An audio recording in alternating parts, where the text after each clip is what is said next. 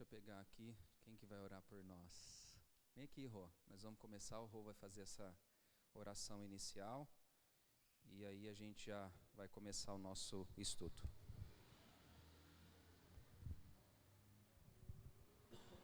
Boa noite, igreja, a paz. Vamos orar. Vamos se colocar de pé.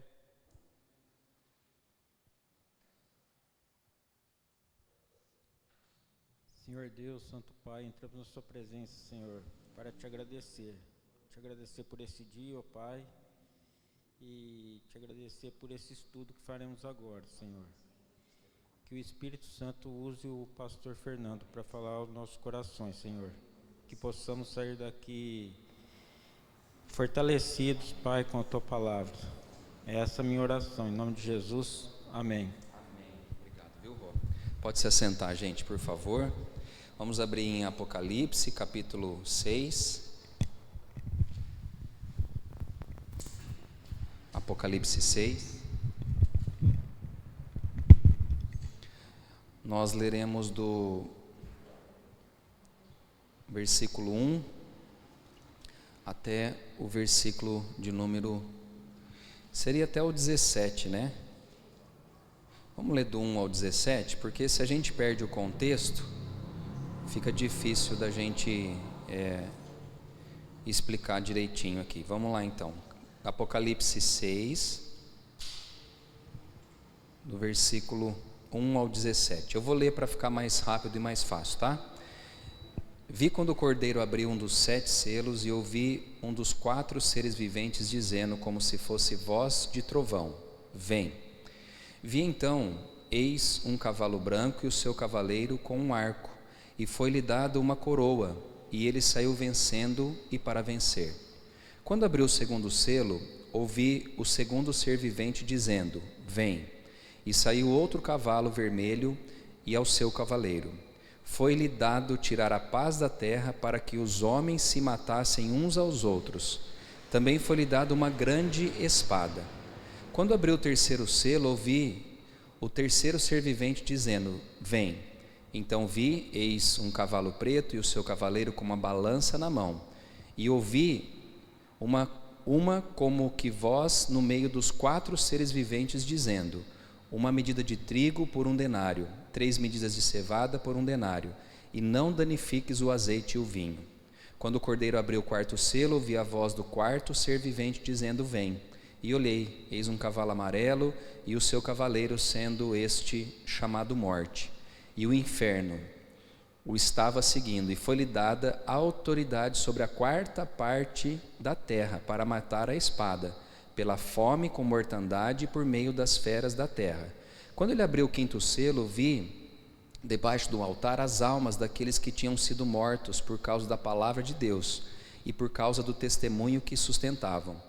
Clamaram em grande voz dizendo: até quando, ó soberano Senhor, santo e verdadeiro, não julgas nem vingas o nosso sangue dos que habitam sobre a terra? Então a cada um deles foi dada uma vestidura branca. Eles disseram que repousasse ainda por pouco tempo, até que também se completasse o número dos seus conservos e irmãos, que iam ser mortos, como igualmente eles foram. Vi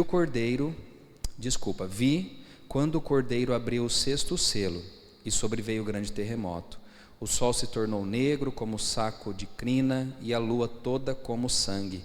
As estrelas do céu caíram pela terra, como a figueira, quando abalada por vento forte, deixa cair os seus figos verdes. E o céu recolheu-se como um pergaminho, quando se enrola. Então todos os montes e ilhas foram movidos do seu lugar. Os reis da terra, os grandes comandantes, os ricos, poderosos e todo escravo, todo livre, se esconderam nas cavernas e nos penhascos dos montes. E disseram aos montes e aos rochedos: cai sobre nós e escondei-nos da face daquele que assenta no trono e da ira do Cordeiro, porque chegou o grande dia da ira deles. E quem é que pode suster-se?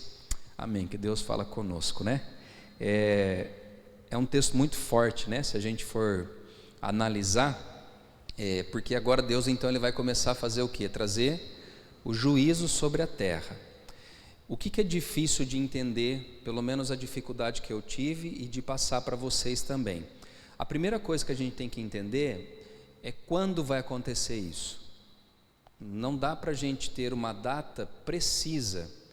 Eu tenho desenvolvido uma linha de pensamento e de raciocínio que isso aqui vai ser parte da grande tribulação, né? Vai ser eventos que vão acontecendo dentro de um contexto de grande tribulação. As pessoas que servem a Cristo subirão antes com Jesus da grande tribulação? Eu hoje acredito que não. Eu creio que se nós estivermos em vida, nós passaremos por tudo isso aqui. Porque ele fala de pessoas, se vocês repararam aqui, de pessoas que foram perseguidas nesse tempo. E por causa do testemunho que eles davam de Cristo. Então dá a entender o quê? Que vai haver cristão na terra nesse tempo. Então a gente tem que tomar cuidado em ensinar só para a igreja que Jesus vai voltar e a gente não vai passar pela grande tribulação. Principalmente depois desses textos aqui de Apocalipse que a gente está estudando, tá bom? Deu para entender essa primeira parte de introdução? Então vamos falar um pouco hoje sobre os 7 selos. Quando a gente coloca um selo, é porque não é da época de vocês, né? Só os mais velhos aqui. Quando a gente ia postar uma carta no correio, a gente colocava o selo para dizer o quê? Alguém se lembra do selo? Não lembra, gente? Eu era guardinha, eu tinha que selar as cartas para enviar. A gente tinha que enviar as cartas e tinha que selar. O selo era uma garantia, né? Que tinha uma autenticidade naquilo que você estava fazendo. E quando a gente também pensa em selo, é uma coisa que está guardada. Eu vou tirar o selo. Você vai tirar algo que está guardado, escondido, abrir aquilo lá e revelar algo que está dentro daquele envelope e assim por diante. Nos selos do Apocalipse é a mesma coisa.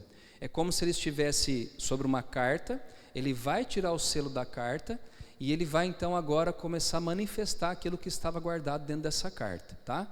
E ele vai falar aqui de 4 seres viventes e ele vai falar desses cavaleiros. É uma cena apocalíptica mesmo, né? Parece um filme. Eu li isso aqui, é como se um filme estivesse passando para nós. E talvez é isso que a gente tem que entender. O grande problema é saber quando isso vai acontecer. Em que época que vai acontecer, tá? Mas volto a falar, eu acredito que nós passaremos pela grande tribulação se estivermos vivos aqui na terra. Então vamos falar um pouquinho sobre a questão das aberturas dos selos. Os 4 primeiros selos descrevem seres viventes chamando 4 cavalos. Então vocês repararam que ele chama 4 cavalos. E junto com os cavalos tem quem? Os cavaleiros, tá? E são esses personagens que então vão manifestar aquilo que Deus deseja, tá bom? Então só para a gente entender. A descrição simbólica dos cavalos e dos cavaleiros segue a visão de Zacarias. O Antigo Testamento revela que esses símbolos são a demonstração de força, guerra e governo de Deus sobre toda a terra. Se a gente pegar na visão do Antigo Testamento e até de Zacarias, o cavalo naquela época do Antigo Testamento era usado como o quê? Como uma das armas de guerra.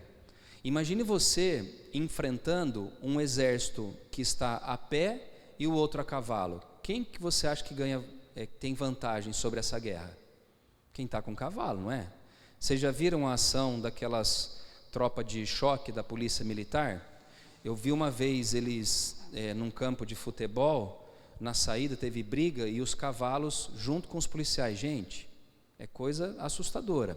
Então o cavalo ele fala de guerra, de força e do governo de Deus sobre a terra, né? Então esses 4 personagens saem com esses 4 cavalos para mostrar quem governa, quem é o dono de todas as coisas, quem é o Senhor da história, tá bom? Vamos lá para frente.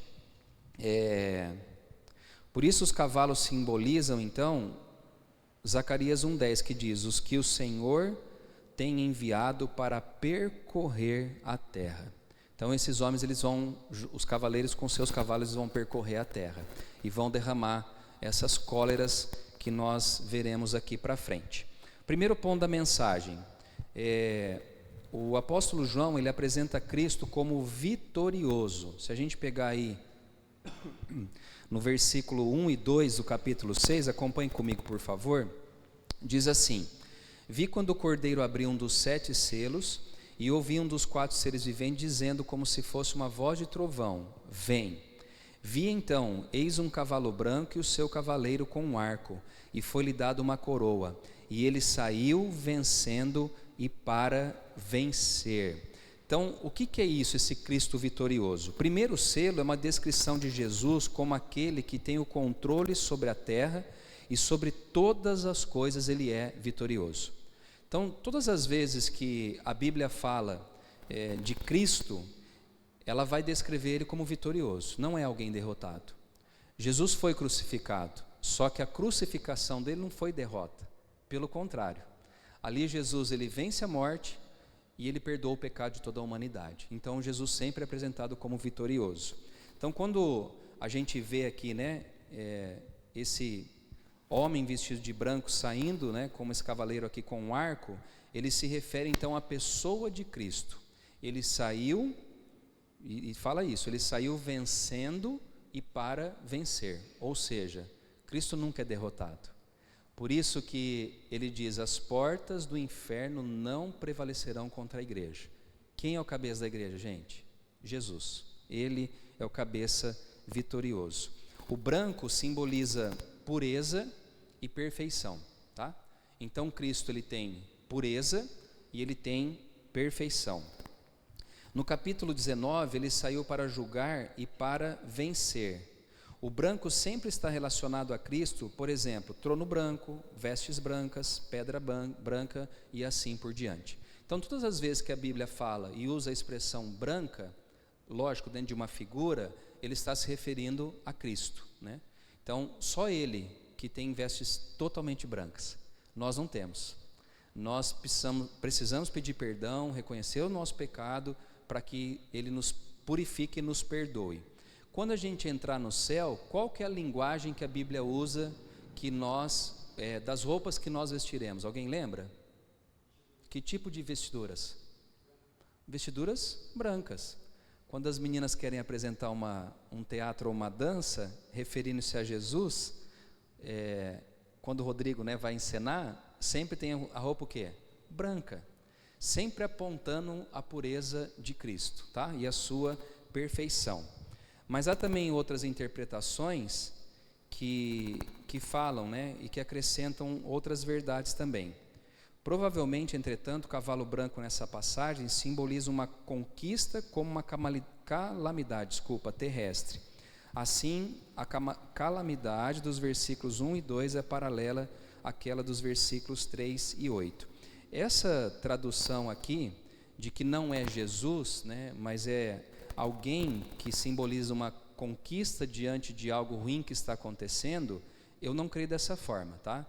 Quando ele fala do cavalo branco e do cavaleiro branco, eu, Fernando, e uma boa parte da teologia crê dessa maneira, que é Jesus. Ele não se refere a um outro personagem, mas principalmente a pessoa de Cristo, tá? E por que eu penso dessa maneira, gente? Quem é o único que tem perfeição para julgar? Só Cristo. Ele pode dar autoridade para alguém fazer isso, mas Cristo, só Ele tem autoridade. A Bíblia fala que todos os governos se curvarão diante de quem? De Cristo. Então, é por isso que eu reforço essa ideia, de que Cristo vai sair vencendo e para vencer, porque Ele tem o poder sobre tudo e sobre todos, tá? Segundo, os sinais da segunda vinda de Cristo também. Vamos ver aí no versículo 3 e 4, diz assim: quando abriu o segundo selo, ouvi o segundo ser vivente dizendo: vem. E saiu outro cavalo vermelho, e o seu cavaleiro. Foi-lhe dado tirar a paz da terra, para que os homens se matassem uns aos outros. Também foi-lhe dado ou lhe dada uma grande espada. O segundo selo é um convite ao cavaleiro vermelho para tirar a paz da terra. Então são acontecimentos que estão descritos lá em Mateus, capítulo de número 24. Quem se lembra desse texto de Mateus 24? Vamos lá reforçar para ver? Mateus capítulo 24 é um dos textos que mais a gente tem que estar gravado na nossa mente. Mateus capítulo 24, versículo de número 6.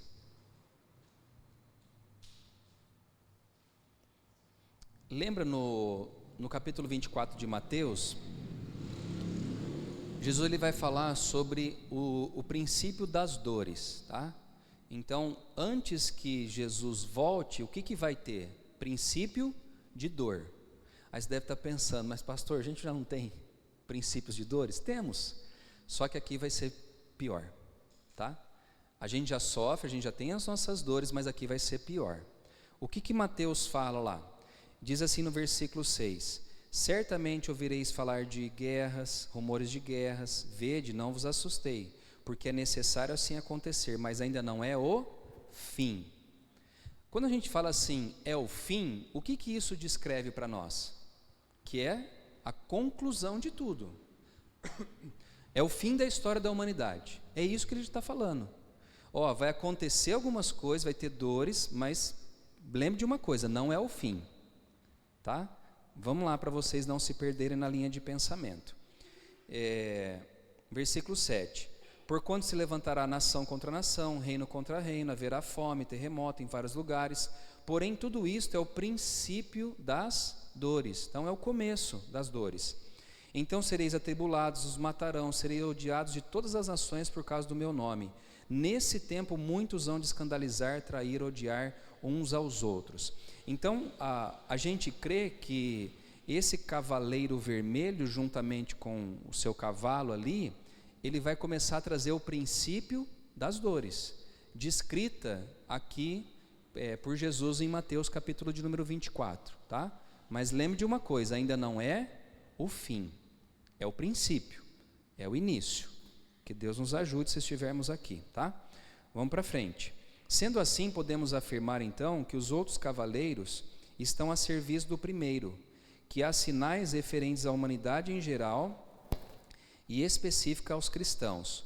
O vermelho é o próprio da função do cavaleiro, derramamento de sangue. Quando a gente pensa em vermelho, a gente se reporta também ao sangue, né? E nesse tempo vai ter muito derramamento de sangue, né? Gente, eu estou falando tudo isso, não é para você ficar apavorado, ter pesadelo à noite, é para você se conscientizar daquilo que vai acontecer, tá? Então vai ter mortandade, as pessoas vão matar umas às outras, porque esse cavaleiro vai abrir o selo, e Deus vai manifestar então a sua ira sobre a humanidade. 3 coisas que vão acontecer quando esse cavalo vermelho passar com o seu cavaleiro. A primeira delas, gente, que talvez é a pior: tirar a paz da terra. A gente tem bastante lutas na vida, não tem? Vocês têm luta aí, gente? Se vocês quiserem, eu transfiro uma, se vocês não tiverem. Eu estou com um monte. Né, Dri? Nesse tempo aqui, não haverá mais paz. A gente tem um monte de luta hoje, mas nós temos períodos de paz. Momentos de paz. Nesse tempo não vai ter. Vai ser tirada a paz. Esse cavaleiro, ele recebe uma designação, que é tirar a paz da terra. Imagina, gente, como que vai ter sofrimento nessa época? Porque hoje ainda o Espírito Santo está entre nós. Hoje ainda um irmão nos abraça, é usado por Deus para nos acalentar, para trazer uma paz ao nosso coração. Nessa hora vai ser tirada essa paz. O mesmo Deus que coloca a paz é o Deus que tem poder de tirar a paz. E Ele vai tirar a paz através desse cavaleiro vermelho, né? E diz assim: é necessário que tais coisas aconteçam. E isso é apenas o princípio das dores. Então que a gente possa atentar, né? Vai ser tirada a paz. Segundo, haverá mortandade.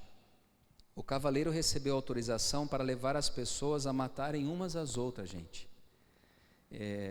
Parece filme de guerra mesmo, né? Imagine, um vai começar a matar o outro. E quem vai liberar esse selo? O cavalo vermelho. Ou melhor, Jesus libera o selo e o cavalo vermelho vem sobre a terra. E vai começar as pessoas matarem umas às outras. Terceira coisa, a grande espada. A espada é um símbolo de autorização para matar. A palavra espada, cutelo e punhal no Novo Testamento normalmente são representações de poder sobre a vida e sobre a morte. E é verdade. João Batista foi morto de qual maneira? Quem se lembra? Decapitado, degolado. Dizem que o apóstolo Paulo também, os historiadores dizem que ele também passou por uma guilhotina. Ele foi também degolado. E tantos outros. Então a espada, ela sempre também representa a questão da morte, né? Quem tem a espada, ou tinha naquela época, tem poder sobre a vida e sobre a morte. E esse cavaleiro vai liberar isso sobre a terra. O versículo 4 diz: uma grande espada. Isso para se referir ao poder de destruir e controlar a vida e a morte em toda a terra. O primeiro selo, o segundo selo deu para entender então? O primeiro, Jesus vem sobre a terra vencendo e para vencer. O segundo fala sobre esse cavalo vermelho que virá sobre a terra para tirar a paz, para trazer morte, e essa grande espada também manifestar a justiça de Deus. Pois não, Rô? Não. Esses tanto o cavalo quanto o cavaleiro, eles representam a justiça de Deus. Aqui o diabo ainda não entra, tá? Lembra que é bom você ter perguntado isso para que a gente possa entender, porque não é o diabo que tem o controle. Lembra da morte dos primogênitos lá em Êxodo, quando Moisés vai tirar o povo do Egito, da escravidão? A última praga era o quê? A morte dos primogênitos. Quem matou os primogênitos? Quem se lembra? Era um anjo da morte. Mas mandado por quem? Pelo diabo ou por Deus? Por Deus. Deu para entender isso? Aqui também, Rô, é Deus que vai estar manifestando isso, tá? A justiça de Cristo vai vir sobre a terra. Mas lembre, é o princípio das dores, tá? Mas aqui é o poder de Deus. Vamos lá. Os sofrimentos também do dia a dia. Vamos ler o versículo 5 ao 6 de Apocalipse. Vamos voltar lá para Apocalipse 6. Apocalipse capítulo de número 6.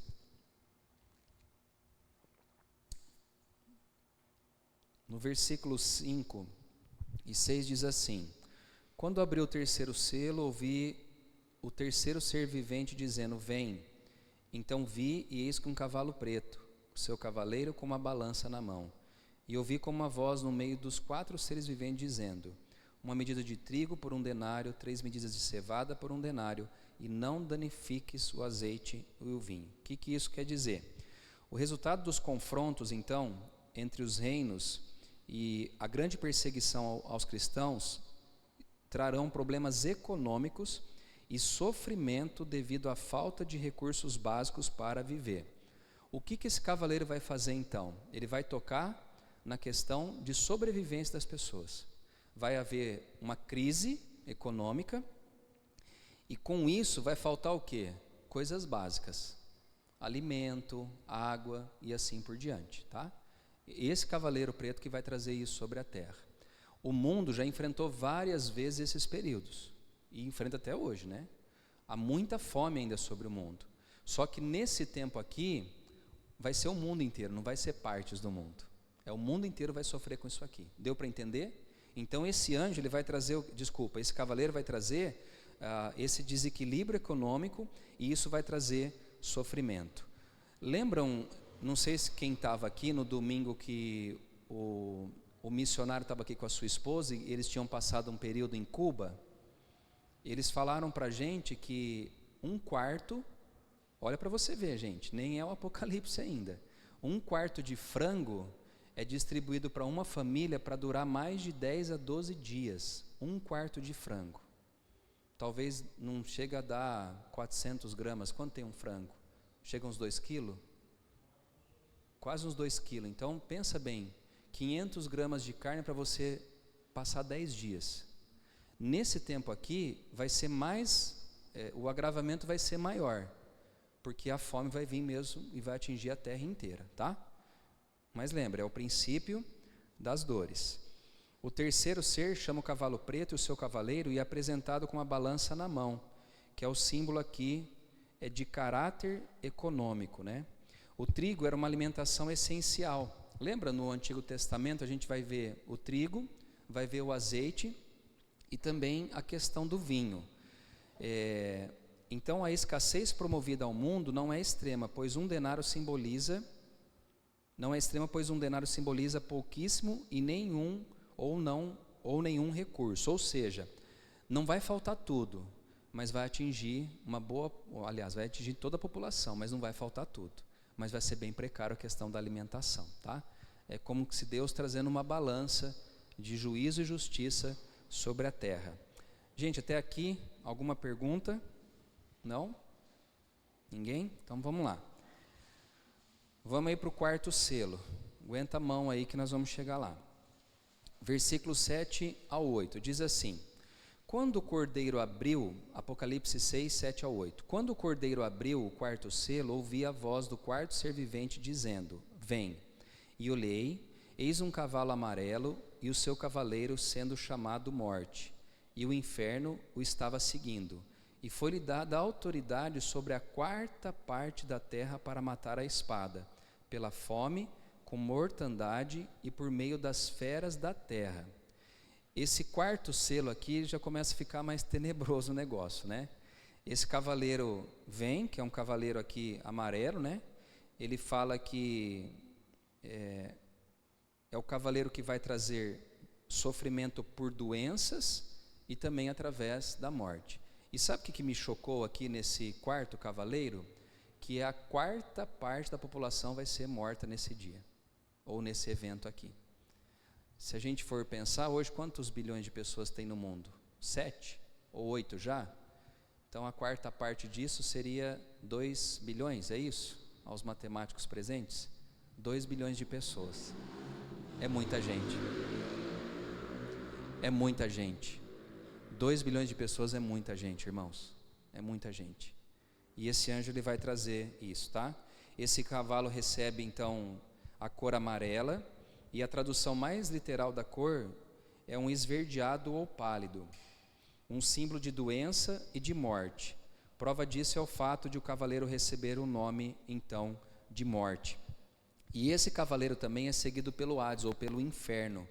Não é o lugar de punição, pois o Hades é companheiro da morte. Sendo assim, então, a tradução mais natural e simples é a sepultura. Então, quando fala que o inferno vai seguir, não é que vai sair os demônios atrás do cavaleiro, não. Ele está falando que sempre quando a morte, fala de sepultamento. E a tradução melhor, então, é sepultamento. Vai ser um dia de grande mortandade sobre a terra, tá? Se a gente calcular hoje, então seria 2 bilhões, mas lá na frente a gente não sabe como que as coisas vão estar. Esse cavaleiro, então, ele recebe a autorização, a ordem para matar.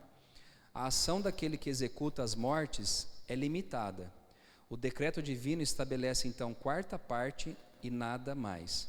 Os meios para se cumprir o propósito são a espada, a fome, a mortandade e as feras da terra.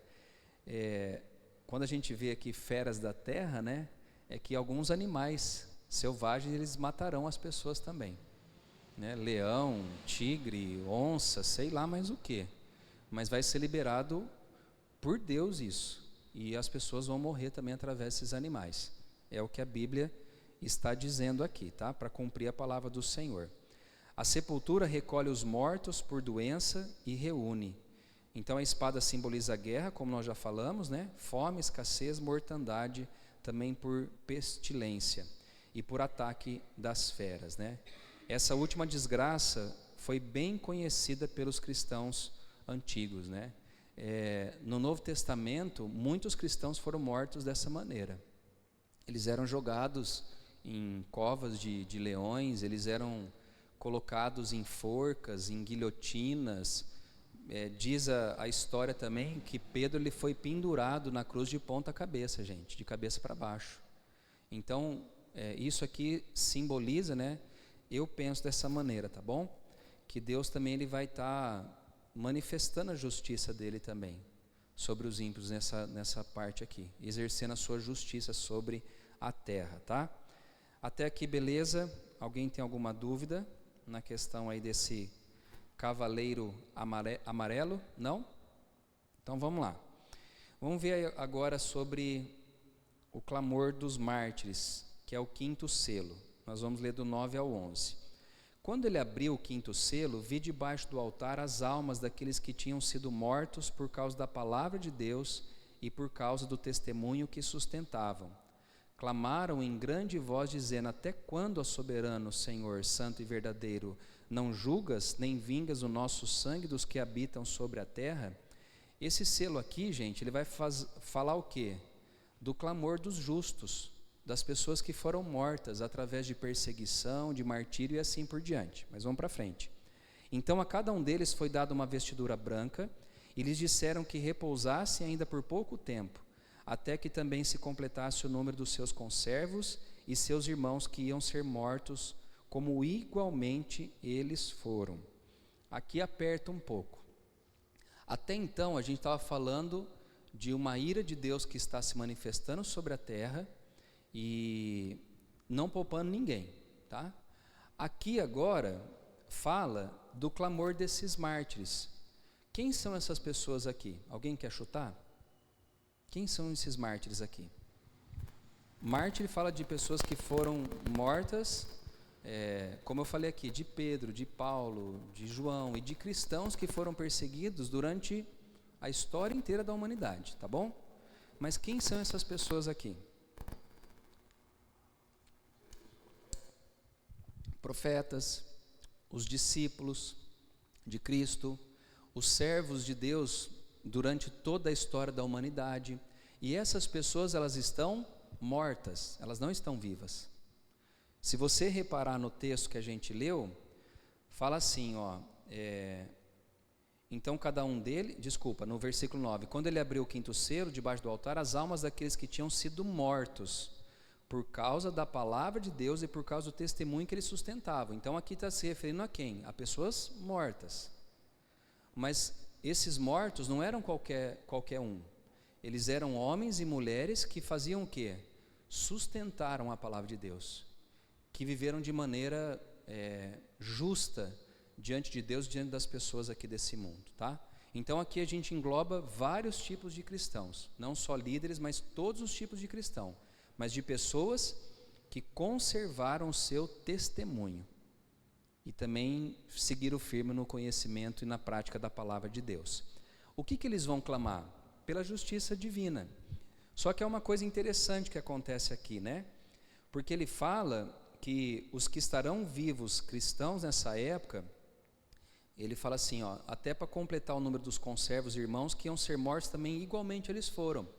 Dá a entender que o cristão que estiver vivo nessa época, ele vai também ser martirizado. Aí a gente pode até ir para o final de Apocalipse, que fala daqueles que não tiverem a marca da besta. Eles serão martirizados. Eu não aceito a marca da besta, então você vai morrer de maneira, vai ser martirizado, né? Ou enforcado, ou degolado, não sei como que vai ser, mas faz uma referência a isso. Deu para entender essa questão, gente? Aí reforça um pouco aquilo que a gente já discutiu e falou no começo da lição aqui, que talvez a gente vai passar por isso. Porque os justos que já morreram, os mártires, estão falando, Deus está falando para ele, espera, porque os outros vão morrer também, até que se complete o número das pessoas que eu vou salvar. Então, as pessoas que estarão aqui e servindo a Deus, elas vão ser martirizadas e mortas, tá? Mas estaremos com o Senhor no céu. Entenderam isso, gente? Esse selo aqui? Alguém tem alguma dúvida? Então vamos lá. Vamos já para o sexto selo aí. O sexto selo é o selo final da história humana. Vai acontecer abalos cósmicos e revela um retorno de Cristo e também o estabelecimento do juízo final. A gente já leu do 12 ao 17, mas eu vou ler de novo para ficar guardado aí na nossa mente. Vi quando o Cordeiro abriu o sexto selo e sobreveio grande terremoto. O sol se tornou negro como saco de crina, a lua toda como sangue. As estrelas do céu caíram pela terra, como a figueira, quando abalada por vento forte deixa cair os seus figos verdes. E o céu recolheu-se como um pergaminho, quando se enrola. Então todos os montes e ilhas foram movidos do seu lugar. É uma cena também tenebrosa, né? O que vai acontecer aqui, nesse último selo? Vai vir o juízo final. E para que venha o juízo final, Deus ele vai trazer um abalo cósmico. Qual que é esse abalo aqui? Fala que o sol vai ter terremoto, o sol vai se tornar preto, né, escuro, como um saco de crina, a lua vai se tornar em algo de sangue. Lembra do Felipe que se fantasiou de lua de sangue? Vai acontecer isso, né? A lua vai se transformar em lua de sangue. E diz também que as estrelas do céu vão cair, como a figueira é abalada pelo vento e cai ali o figo. Olha que coisa louca. Imagina, gente, depois de tudo isso, sol, lua, estrelas, e aí o céu vai ser enrolado. Vocês já viram um pergaminho? O pergaminho normalmente ele é enrolado, ele fica igual um canudo de formatura. Deus vai fazer isso. Ele vai enrolar o céu dessa maneira. É um negócio doido, né, André? De se pensar e de imaginar, né? Mas isso vão ser abalos que as pessoas estarão olhando e vendo. Pois não, dona Manuela?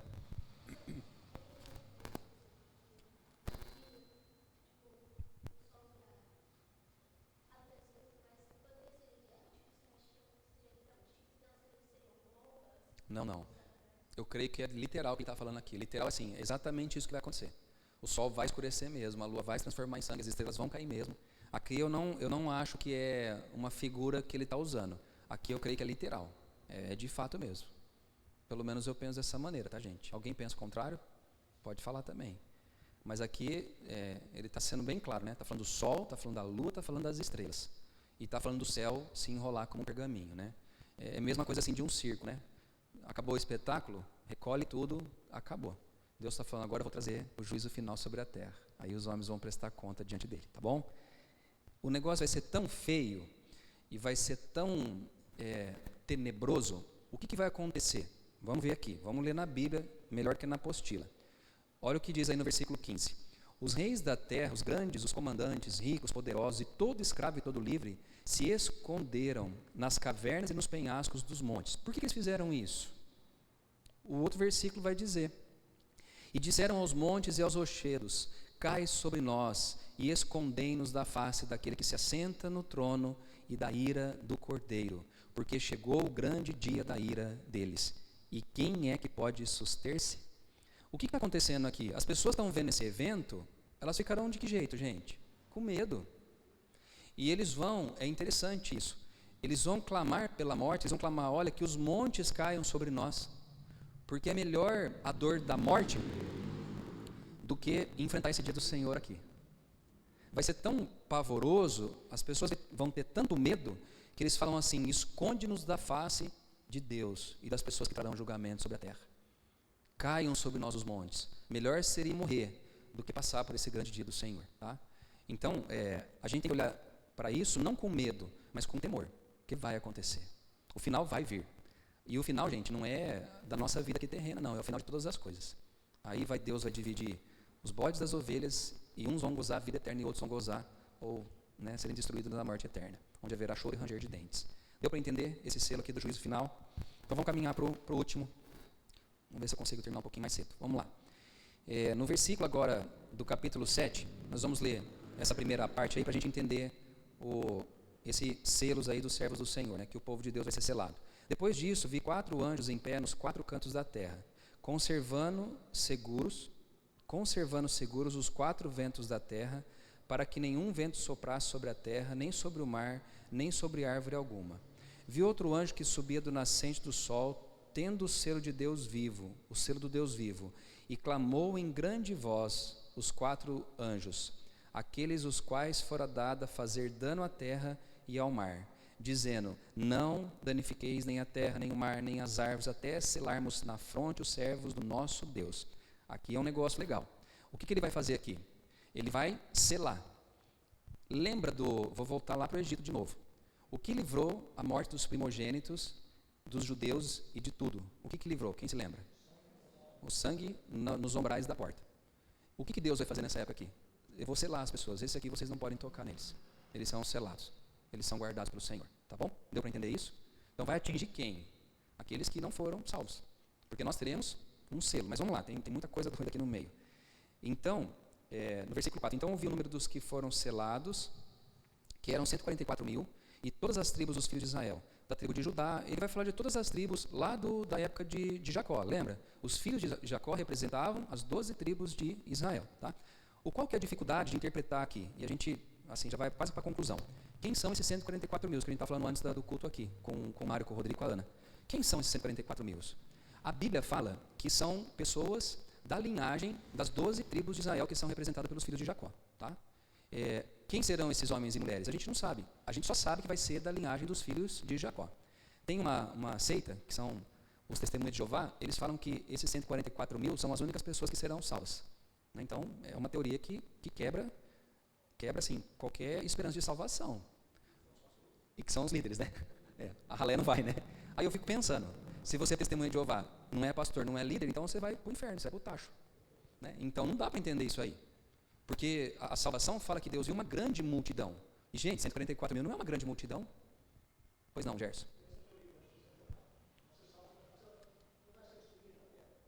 Sim, isso.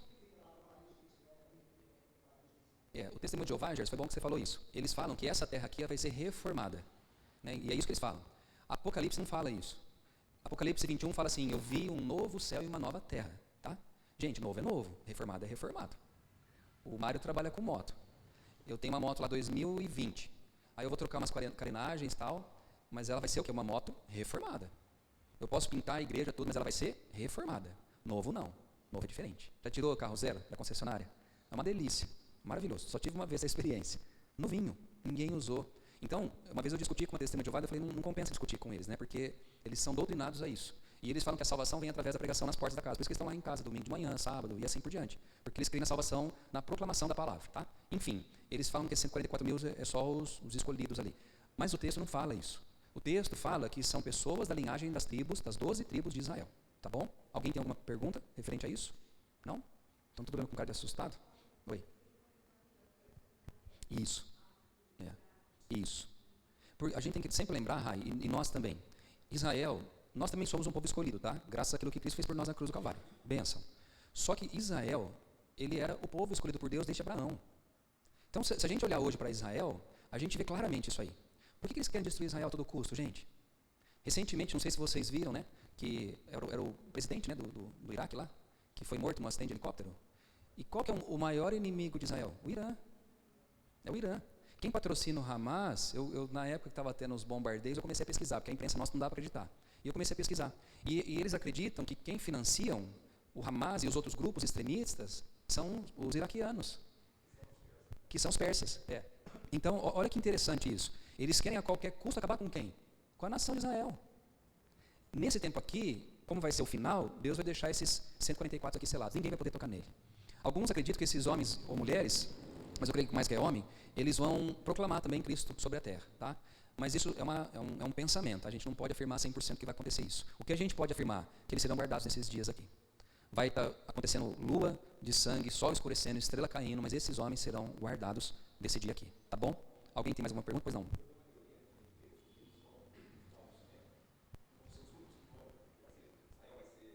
Dominado ou não? Sim. Sim. E são teorias que a gente pode conhecer, gente. Né? Afirmar um pensamento concreto é difícil, mas é uma teoria que também a gente não pode descartar. Tá? Só voltando um pouquinho que a gente estava falando de Israel, né? Israel, gente, ele é bombardeado todos os dias. Você sabia disso? Todos os dias. Só que eles têm uma proteção aérea que é chamada de domos. Não sei se já ouviram, já pesquisaram isso. Esse domos, eles interceptam mísseis ou bombas que são lançadas contra Israel todos os dias. E o interessante é que é mais de 90% os mísseis que são interceptados por esse domos. Então eles chegam a cruzar o céu de Israel, mas eles conseguem interceptar e não caem na terra de Israel. Eles são atingidos no ar. Tanto é que quando o Hamas conseguiu entrar ali, e aí depois veio a resistência de Israel, o que aconteceu com o Hamas? Acabou. Né? O poder bélico de Israel é fortíssimo, gente. É um dos exércitos mais preparados do mundo. Aí você fala, por quê? Uma das coisas é porque a mão de Deus também está sobre aquele povo. A gente não pode mistificar, mas a gente também não pode descartar. O judeu é igual a mim. Não, ele não é igual a mim. Eles são filho da promessa. Eu e você fomos enxertados na videira graças àquilo que Cristo fez por nós. A salvação veio para todos. Não é também porque é judeu que vai ser salvo. Ele tem que aceitar Cristo, tem que receber Cristo. Tá? Vamos para o final então, gente? A grande multidão aqui, né? No versículo... É muita coisa para uma aula só, mas vamos pegar o final aqui, para a gente entender aqui, até chegar no sétimo selo aqui. E depois do versículo 9 ao 17, ele vai falar do quê? Da grande multidão. E volta a falar, a grande multidão não é 54 mil pessoas, tá? Então, outra vez, há uma mudança de direção. João tira os olhos da terra e vê a eternidade, o número completo dos crentes no céu. Esse povo que foi guardado, como vimos anteriormente, pertence a todas as tribos, povos, línguas e nação. eles serão purificados, né, terão suas vestiduras brancas e estarão adorando diante do Cordeiro. Quando ele fala aqui dessa parte dos selados de Deus, ele já pula para a visão das pessoas que já estão na glória com o Senhor. E essas pessoas aqui, elas são de todas as tribos, línguas e nações. Deu para entender isso? E grande multidão é algo assim que não dá nem para contar, como as estrelas do céu. Tá? Então cai essa teoria dos 144 mil. E por último, o sétimo selo, que é capítulo 8 de Apocalipse, que diz assim: quando o Cordeiro abriu o sétimo selo, houve silêncio no céu, cerca de meia hora. Então viu 7 anjos que se acham de pé diante de Deus, e lhes foram dados 7 trombetas. Veio outro anjo e ficou de pé junto ao altar, com um incensário de ouro, e foi-lhe dado um incenso para oferecê-lo, com as orações de todos os santos sobre o altar de ouro que se achava diante do trono. E da mão do anjo subiu à presença de Deus a fumaça do incenso com as orações dos santos. E o anjo tomou o incensário, encheu de fogo do altar e o atirou sobre a terra. Houve trovões, vozes, relâmpagos e terremoto. Então os 7 anjos que tinham as 7 trombetas prepararam-se para tocar. E aí é o Ricardo que vai tocar a trombeta semana que vem. Eu só falei dos selos. O que vai acontecer aqui? Vai ter um silêncio. E aí fala que vai ter esses 7 anjos aqui. Um vai vir com as orações dos santos, como um incensário. O incensário é como se fosse uma vasilha assim, fechada com fumaça. É um cálice, com brasas, vamos pensar assim, que traz uma fumaça. Ele vai vir com as orações dos santos, com as nossas orações. E essas orações, irmãos, elas depois vão ser... Isso aqui é uma linguagem figurativa, tá? Esse incensário, ele vai ser jogado, ele vai ser enchido de fogo sobre o altar e ele vai ser atirado, ele vai ser lançado sobre a terra. Nesse dia haverá trovões, vozes, relâmpagos e terremotos sobre a terra. Por que eu falo que é uma linguagem figurativa? Porque não dá para imaginar um incensário que vai ser jogado sobre a terra e vai causar tantos danos igual eu estou falando aqui. Então é algo que vai acontecer para a gente entender que essas orações virão e elas trarão também a justiça de Deus sobre a terra. Então não pare de orar, continue orando. As nossas orações vão ser respondidas. E um dia Deus ele vai trazer a justiça dele também sobre toda a terra, povos, línguas e nações. Tá bom? Alguém tem alguma dúvida? O Ricardo semana que vem vai falar das trombetas. Hoje foi o selo, pois não?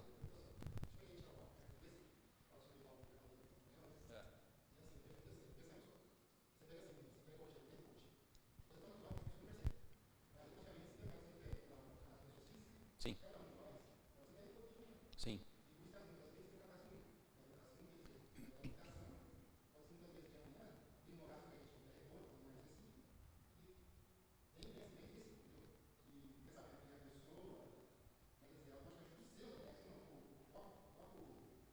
Uma marca. Sim. Sim. É o que você está falando, é da marca, já da besta, Ah, tá, agora entendi. Mas eu também penso assim, tudo que a gente está vivendo hoje é uma preparação para aquilo que vai acontecer no final, tá? O Hernandes Dias Lopes, ele já fala, sobre isso. Eu também penso assim, Mário, que a gente já está nesse processo.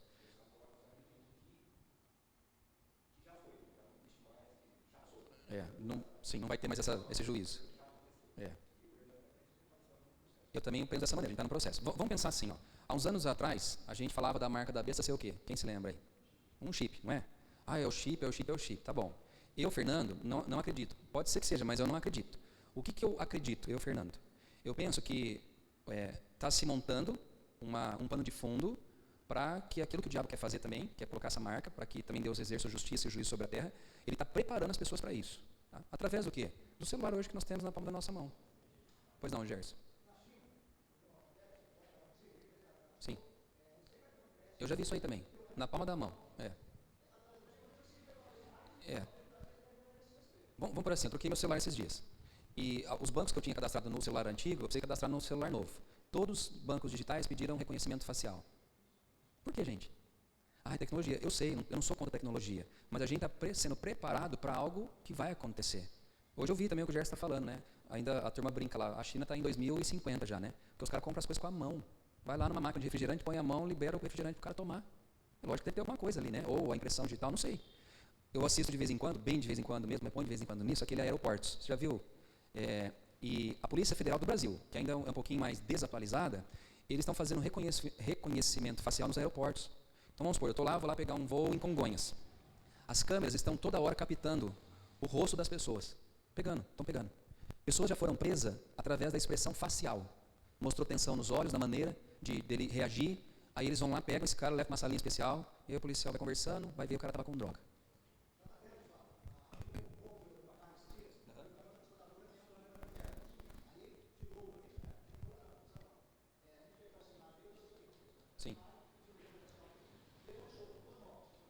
Conheço. É. Sim, sim, é interessantíssimo.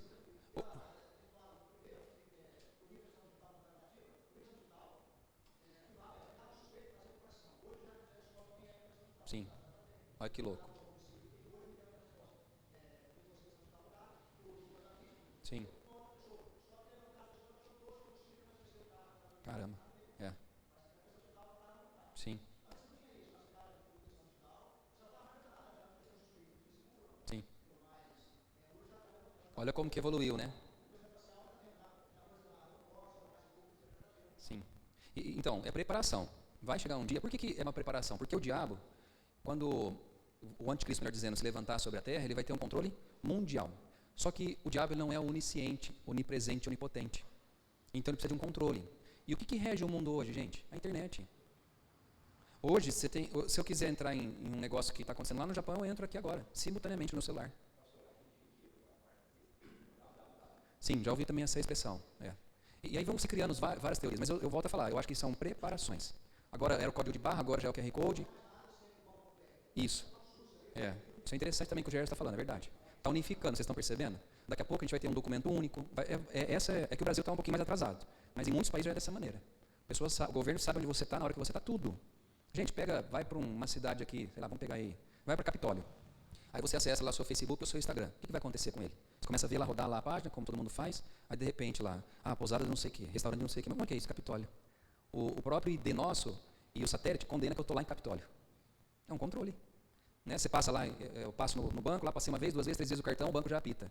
A atividade suspeita, porque você saiu da sua região onde você estava usando o seu cartão. Quem que descobre isso aí? Satélite, né? Eu não sei quem viu o jornal hoje, de satélites que estão sendo lançados mais ainda, eles viram uns fachos de luz nessa madrugada. Vocês viram isso hoje, não? O satélite está sendo lançado.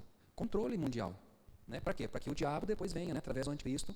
Mas isso vai ser uma lição lá na frente, tá, gente? A gente vai dar depois para vocês entenderem melhor, não fica apavorado, não. Mas é preparação. Alguns acreditam que a marca na mão e na testa. É o celular, está na mão e estou aqui na minha testa. Pode ser. Porque hoje o celular é uma das ferramentas boas, mas ela pode ser também destrutiva. Tá bom? Vamos ficar em pé para orar.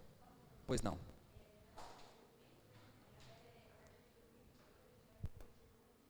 Já tem já isso. E esse novo RG?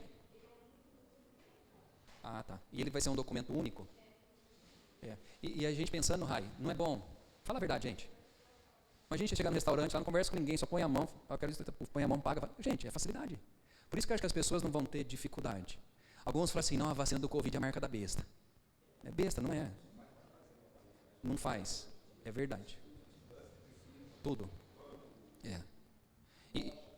E duas coisas, se ele tem o controle de tudo, se ele tem o controle de tudo, aí ele vai poder falar, não, você pode comprar, ele não pode, porque ele não tem a marca, ele não pode comprar. E Apocalipse vai falar isso, que aqueles que não têm a marca não vai poder comprar, não vai poder negociar.